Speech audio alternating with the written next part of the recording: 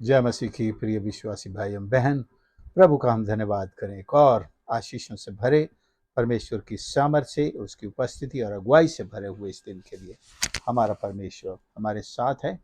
हमारे हर एक कार्य में प्रतिदिन अपनी सफलता की आशीष जोड़ता है।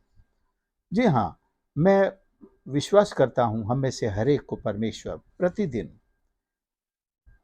चाहे एक नया असाइनमेंट हो या पिछले दिन का असाइनमेंट पूरा करने के लिए अगुवाई देता है, सामर्थ देता है और हर तरह से मदद करता है कि हम उस कार्यों को पूरा कर सकें। इन दिनों में नहमिया के जीवन से काफी प्रभावित हूं। एक ऐसे लीडर की गुण, उसके लीडरशिप से सीखता हूं जो परमेश्वर के लिए अपने दिल को कैसे एक ज्वलंत रखता है, परमेश्वर की सामर्थ का खोजी, परमेश्वर की उपस्थिति का और उसकी अगुवाई का खोजी बनकर परमेश्वर के लिए किस तरह से और खासकर अपने देश के लिए उस निंदा को दूर करने के लिए कार्य करता है। न सिर्फ स्वयं बल्कि देश के और लोगों को भी प्रेरित करने में, उन्हें काम में लगाने में कितनी एक अच्छी लीडरशिप उसके पास है। जबकि हम जानते हैं काम बड़ा, काम कठिन और विरोधी इतने ताकतवर और संख्या में इतने ज्यादा और हर तरह से विरोध करने और यहां तक कि तलवारें चलाने के लिए भी तैयार। केवल कुछ लोग, कुछ विरोधी होते हैं केवल जो मोरल डाउन करते हैं, लेकिन कुछ विरोधी होते हैं जो साम दाम दंड भेद लगाकर अपनी जेब से खर्चा करके भी परमेश्वर के लोगों का काम असफल करने का प्रयास करते हैं। यही नहमिया के साथ हुआ। लेकिन चौथे अध्याय के 6 पद को सुनिए। हम लोगों ने शहर पनाह को बनाया और सारी शहर पनाह आधी ऊंचाई तक जुड़ गई, क्योंकि लोगों का मन उस काम में नित लगा रहा। लेकिन यही सब कुछ खत्म नहीं हो गया। कुछ विरोधी हैं जिनका नाम है संबलत, तोबिया और अरबियों, अम्मोनियों, अशदोदियों ने सुना कि यह यरूशलेम की शहर पनाह की मरम्मत होती जाती है, उसके नाके बंद होने लगे हैं। तब उन्होंने बहुत ही बुरा माना। सबों ने एक मन से गोष्ठी की, जाकर यरूशलेम से लड़ें, उसमें गड़बड़ी डालें। परंतु हम लोगों ने अपने परमेश्वर से प्रार्थना की और उनके डर के मारे उनके विरुद्ध दिन रात पहरुए ठहरा दिए। एक अच्छे लीडर की यही खासियत है कि वो अपनी स्थिति को भांपता है, पोजीशन की का जायजा लेता है कि हम जो काम कर रहे हैं, क्या कोई इसके खिलाफ षड्यंत्र तो नहीं रच रहा है। कुछ लोग कहते हैं अरे कोई नहीं, हम तो ईश्वर का काम कर रहे हैं, किसी मनुष्य का थोड़ी कुछ बिगाड़ रहे हैं, हम तो ईश्वर का काम कर रहे हैं, हमारे खिलाफ कोई भला हो थोड़ी हो सकता है। लेकिन वो अंधेरे में रहते हैं कि शत्रु, और सबसे बड़ा शत्रु शैतान, लोगों को उभार कर उनके कामों को, यानी ईश्वर के काम को रोकने, गड़बड़ी डालने के। ईश्वर का काम यह भी था कि यरूशलेम की शहर पनाह सुधारी जाए, यरूशलेम के जले हुए फाटक फिर से खड़े किए जाएं, परमेश्वर की आराधना वहां फिर से हो, लोग परमेश्वर की खोज करें। ये सब परमेश्वर के काम थे, लेकिन इसमें लोगों ने अड़ंगा लगाया। तो एक लीडर अपने विरोधियों को जानता है, उनकी चालाकियों को जानता है, और एक अच्छा लीडर विरोध को रेजिस्ट करना जानता है। बाइबल सिखाती है, प्रभु ने सिखाया है कि शैतान का सामना करो, वो भागेगा। We have to resist our enemies. शत्रुओं से भागने से ही काम नहीं चलेगा, तो हम बुलाहट का स्थान छोड़कर भाग जाएं, परमेश्वर के काम को अधूरा छोड़कर भाग जाएं। अगर आपकी बुलाहट यरूशलेम है तो कहां छोड़कर भागेंगे। This is the calling. Nehemiah cannot run away from Jerusalem. He has to resist all his enemies. और दूसरे, शत्रु की एक चाल है, वो रूमर्स फैलाता है, अफवाहें फैलाता है। We have to answer, we have to keep our people informed against all rumors। चौथे अध्याय के 11 और 12 में हम पढ़ते हैं, हमारे शत्रु कहने लगे, जब तक हम उनके बीच में न पहुंचे और उन्हें घात करके वो काम बंद न करें, तब तक उनको न कुछ मालूम होगा और न कुछ दिखाई पड़ेगा। फिर जो यहूदी उनके पास रहते थे, उन्होंने सब स्थानों से 10 बार आकर हम लोगों से कहा, तुमको हमारे पास लौट आना चाहिए। यहूदी भी नहीं चाहते, दूसरे यहूदी भी नहीं चाहते। अरे बंद करो यार, जब तुमको पता है तुम नहीं कर सकते। एक जगह तो लिखा है, अगर एक गीदड़ भी उस पर चढ़ जाए, वे जो स्थान बना रहे हैं, अगर उस पर गीदड़ भी चढ़ जाए तो वो गिर जाएगा। इतनी, ये तो सामने की है। मैंने कहा पीठ पीछे भी उन्होंने गोष्ठी की है, लेकिन एक अच्छा लीडर इन सब चीजों को समझता है और उसने अपने आप को सही रिस्पॉन्स के साथ मॉडल किया। आज मैं आपके साथ वो सही रिस्पॉन्स, एक लीडर का सही रिस्पॉन्स क्या है। चौथे और 5वें पद के अनुसार परमेश्वर पर आसरा करता है। एक सही लीडर सबसे पहले ही रिलाइज ऑन गॉड, वो परमेश्वर पर भरोसा करता है। न तो अपनी समझ का सहारा, न अपने ज्ञान का सहारा, न अपनी पढ़ाई लिखाई का सहारा। ये सब ठीक है, असिस्ट करने के लिए ठीक है। आपके पास बहुत ज्ञान है, अच्छा है, आप उसको भी इंप्लॉय करें। But the first and foremost is to rely on God for God's work.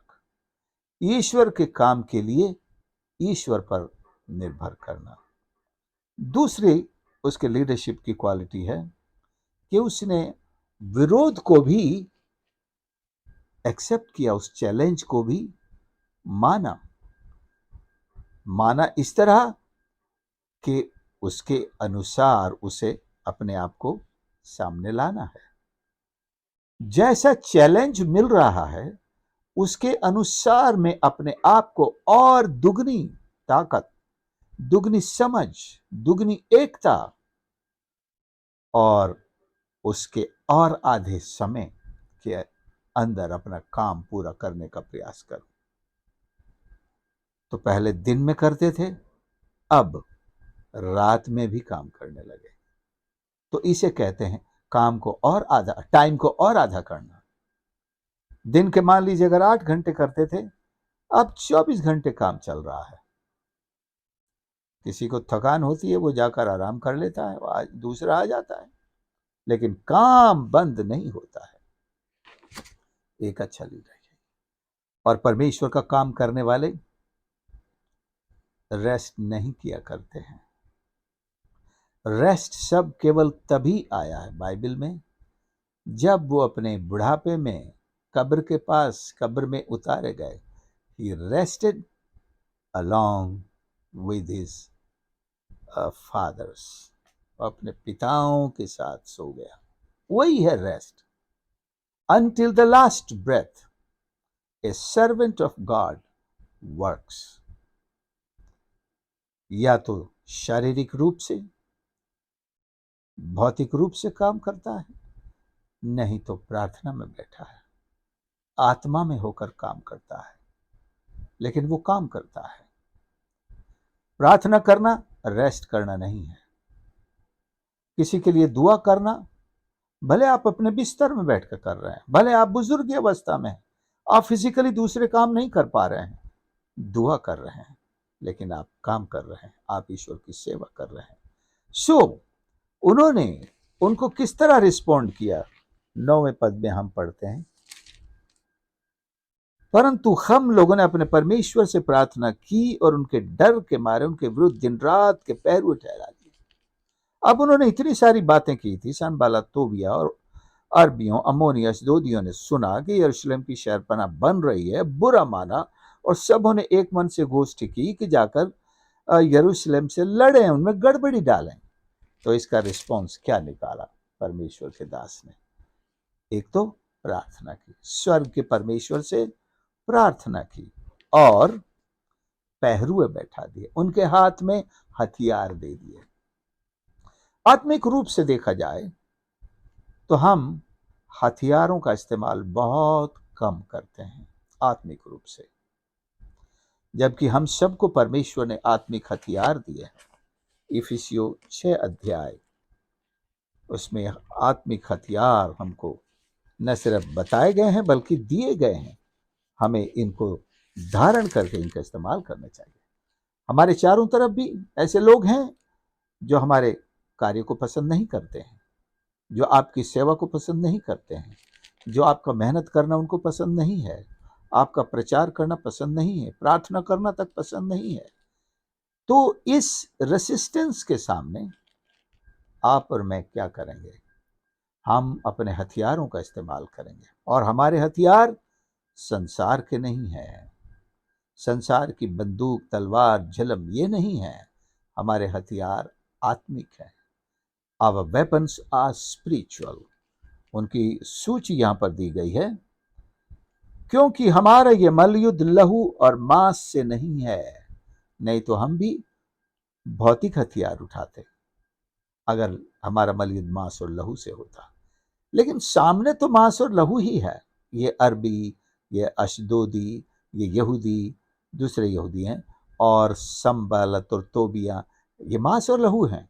लेकिन कहने का अर्थ ये है कि इनको ऑपरेट करने वाला शैतान है।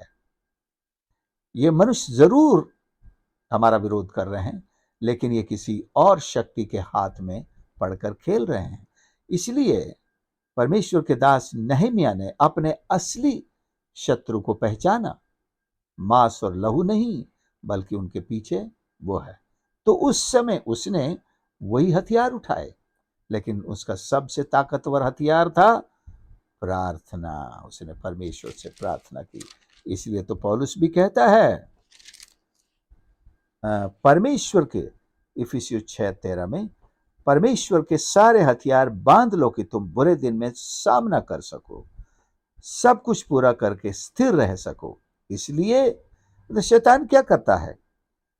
हमारी स्थिरता को नष्ट करना चाहता है, हमारे विश्वास को गिराना चाहता है। इसलिए सत्य से कमर बांधकर, हमारा पहला हथियार है सत्य। सत्य से कमर बांध करके। दूसरा है धार्मिकता की झिलम। झिलम छाती पर बांधी जाती है। धार्मिकता हमारी झिलम है। झिलम धार्मिकता का एक सिंबल है। और जैसे कमर, गर्डल, कमर की पेटी, वो हमारे सत्य का सिंबल है। और पांव में मेल के सुसमाचार की तैयारी के जूते, पांव में हमारे जूते मेल का सुसमाचार, उसका सिंबल है। और इन सब के साथ विश्वास की ढाल, एक हाथ में ढाल विश्वास का सिंबल है कि हम विश्वास के साथ लड़ते हैं। और एक 17 पद में उद्धार का टोप, टोप सिर के ऊपर, ये उद्धार का सिंबल है। उद्धार के बिना आप शत्रु से नहीं लड़ सकते। उद्धार के बिना लड़ाई नहीं लड़ी जा सकती। बल्कि मैं इसको अगर लाइन अप करूं तो मैं ऐसे ही उद्धार से शुरू करूंगा। आत्मा की तलवार, बाकी तो ये सब डिफेंसिव हैं। जूते हो, झिलम हो, ढाल हो और कमरबंद हो, ये डिफेंसिव मतलब रक्षात्मक हथियार है, शत्रु से बचाव के लिए। लेकिन आक्रमण करने का आक्रामक हथियार, ऑफेंसिव हथियार, इसमें केवल तलवार है। लेकिन आप आश्चर्य करेंगे, एक और ऑफेंसिव हथियार है जो बहुत ताकतवर है। 18 पद में है, हर समय हर प्रकार से आत्मा में प्रार्थना विनती करते रहो। ये भी ऑफेंसिव हथियार है, आक्रमण करने वाला।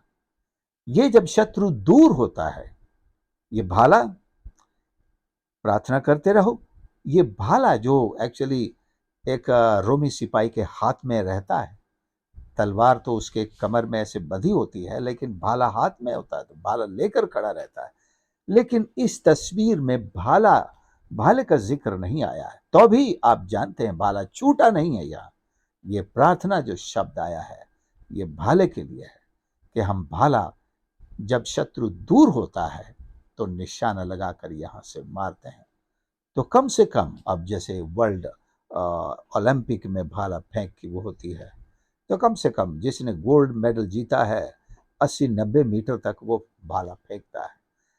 तो आप सोच सकते हैं अगर 80-90 मीटर दूर हमारा शत्रु है तो हम फिजिकली भाले से उसका निशाना लगा सकते हैं, लेकिन जो आत्मिक भाला है ये तो 80-90, 100, 200, 1000, 8000, हजारों किलोमीटर दूर क्यों ना हो शत्रु, ये भाला वहां जाकर उसकी छाती को भेदता है और उसे नष्ट करता है। भाला लगते ही, जैसे पुराने जमाने की आप पिक्चर्स देखेंगे तो पाएंगे, जब तीर छोड़े जाते थे, जब तीर जाकर लगता था तो आग लग जाती थी। ऐसा कुछ मसाला तीर की नोक पर लगा रहता था। तो जब तीर जो है छोड़ा जाता है तो आसमान में उड़ते ही उसमें आग लग जाती है, तो वो आग लगे हुए तीर जाकर टकराता था और जहां भी निशान लगा, चाहे व्यक्ति क्यों ना हो, उनमें आग लगने काम करता था। हमारे पास प्रार्थना का भाला और प्रार्थना के तीर हैं, इस तरह से हम शत्रु को नष्ट कर सकते हैं।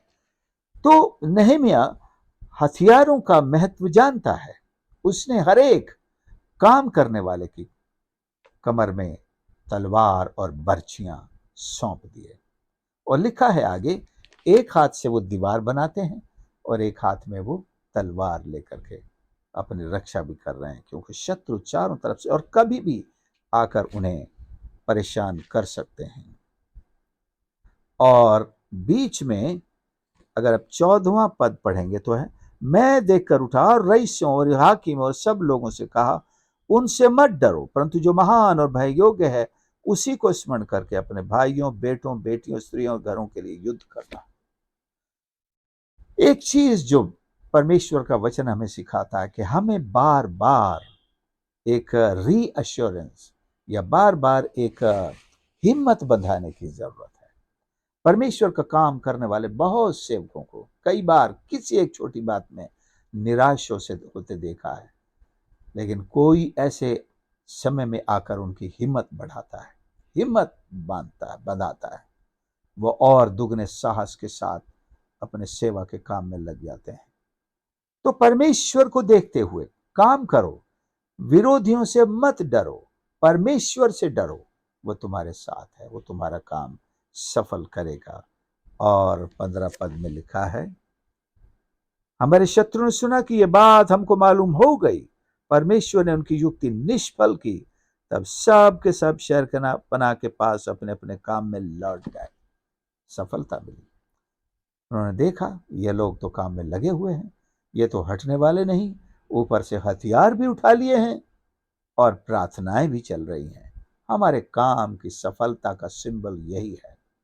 When we rely on God, when we keep praying, when we put on our warfare weapons, हमारे आत्मिक युद्ध के हथियार भी हम पहन लेते हैं, तब हमें कौन हरा सकता है। जब ईश्वर हमारी ओर है तो हमारे खिलाफ तो लोग होंगे, लेकिन वो हमें हरा नहीं सकते, वो हमें हरा नहीं सकते।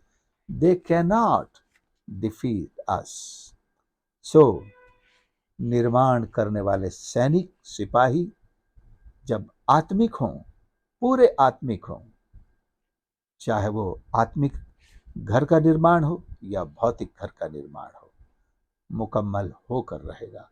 आप क्या बना रहे हैं? आपका जीवन किस बात का निर्माण कर रहा है? किस चीज का? किस घर का? परमेश्वर की सेवा का। आप एक आत्मिक घर के निर्माण में लगे हुए हैं जो परमेश्वर की महिमा के लिए, एक बुलाहट आपको मिली है। परमेश्वर से डरिए, शत्रुओं से मत डरिए, लेकिन हाँ, उनकी बातें सुनकर अपने आप को तैयार कीजिए, अपने आप को हिम्मत बंधाइए और अपने आत्मिक हथियार बांध लीजिए। निश्चिंत ना रहिए। निश्चिंत का मतलब लापरवाह न रहिए। मुझे कोई चिंता नहीं है। चिंता होनी चाहिए। चिंता का मतलब है कि आप तैयार करें, तैयारी करते रहें, कि आप प्रार्थना करें, परमेश्वर पर भरोसा रखें, अपनी तलवार हाथ में लिए रहें और बचाव के ढाल और झिलम आपकी हो। आप जूते पहने रहें। परमेश्वर हमारी मदद करे। प्यारे प्रभु, हमारे परमेश्वर, हम धन्यवाद करते हैं आपके पवित्र वचन के लिए, जो हमें साहस और ढाढ़स और हिम्मत बढ़ाता है कि आपने जो सेवा दी है उसे पूरी करने के लिए आपकी सामर्थ हमारे साथ है। परमेश्वर, हम हर एक सेवक के लिए, हमारे साथ जुड़े हुए हर एक आपके दास दासी के लिए, उनके परिवारों के लिए, उनकी कलीसियाओं के लिए आपसे मिन्नत करते हैं प्रभु, कि आप उनके साथ हों और अपने आशीष के ये दिए हुए हथियारों को और प्रभावशाली बनाएं। प्रार्थना में, आपके वचन की सेवा, तलवार चलाने में और मेल मिलाप की सेवा में आगे बढ़े। हर एक की झिलम और ढाल को मजबूती के साथ पकड़े रहे। प्रभु आशीष कर, हमको आशीष दे। प्यारे प्रभु यीशु के नाम से प्रार्थना मांगते हैं, आमीन। प्रभु आप सबको आशीष करे। आपने संदेश को सुना, इसे ज़रूर दूसरों के साथ भी शेयर करें और हमारे चैनल को यदि आपने सब्सक्राइब नहीं किया है तो प्लीज़ इसे सब्सक्राइब करें और दुआ करते रहें। प्रभु आपको आशीष करे। God bless you.